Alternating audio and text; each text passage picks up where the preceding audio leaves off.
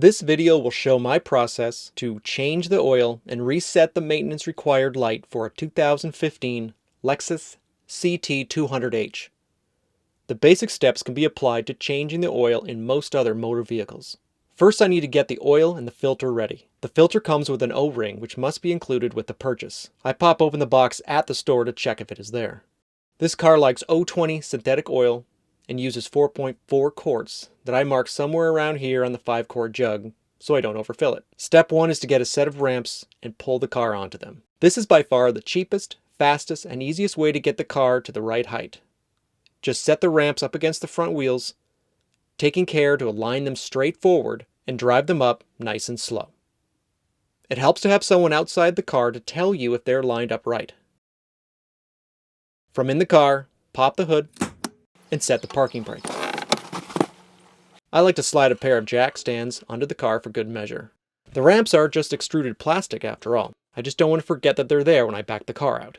To open the hood, the lever is right about here. And the hood needs to be propped up. Now to remove the oil cap. If it's really tight, remove this engine cover by simply pulling it off and setting it aside. I always take the cap off before draining the oil so it won't be gulping air and getting oil everywhere. Like most cars, there's a plastic skid plate on the bottom of the car that I need to get access through. On this particular car, there's a small hatch to get access. I'll remove these 3 bolts first.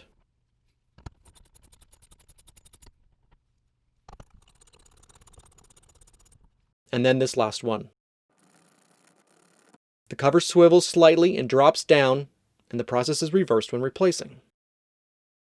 Here is the oil filter, and the oil drain plug is here. I'll need a container big enough to hold more than 1 gallon. I recommend a 1.5 to 2 gallon container to make it easier to move and dump later without spilling it. Now I can use a 14mm socket to remove the oil drain plug. If it's too tight, I use a pipe for leverage. The oil comes out quickly, so I place the bucket more towards the back of the car instead of perfectly centered over the drain. I'll let it all drain out and then replace the drain plug. Next, I'll move the oil collecting container under the filter. I use a universal tool to take my oil filter cap off.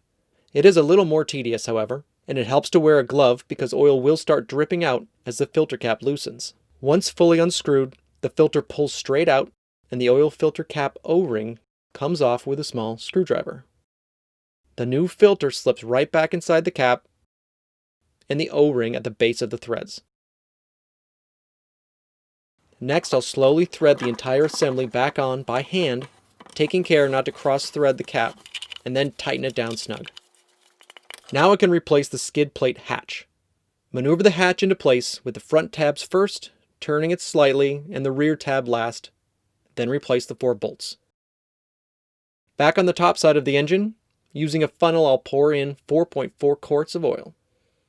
Tilting the bottle sideways and pouring slowly stops the oil from gurgling and spilling. After that, I can remove the funnel and reattach the engine cover. Note these 3 holes must match up to these 3 posts. But first I'll replace the oil cap and then snap the engine cover on. Almost finished. Time to kneel down and look under the car, grab the dirty old oil container and get it out of the way. Now it's time to remove the jack stands and look around under the car one last time for anything that I might run over before backing the car up. Finally, I can close the hood, start up the car, release the parking brake, and carefully reverse down the ramps.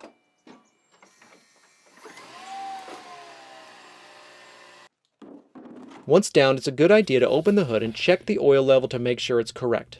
Too much oil is bad, and too little oil is bad.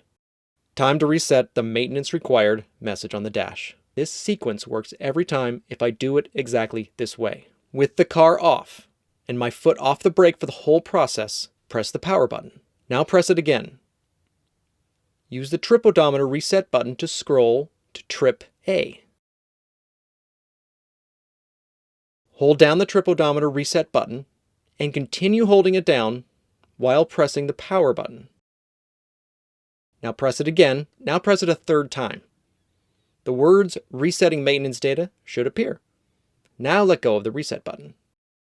Pour the dirty old oil into the oil jug and get rid of it. Drop it off at an oil recycler, or if you're a normal person who doesn't know where to find such a place, then just try dropping it off at an oil change place, not an auto parts store. Please subscribe to my channel and post a comment.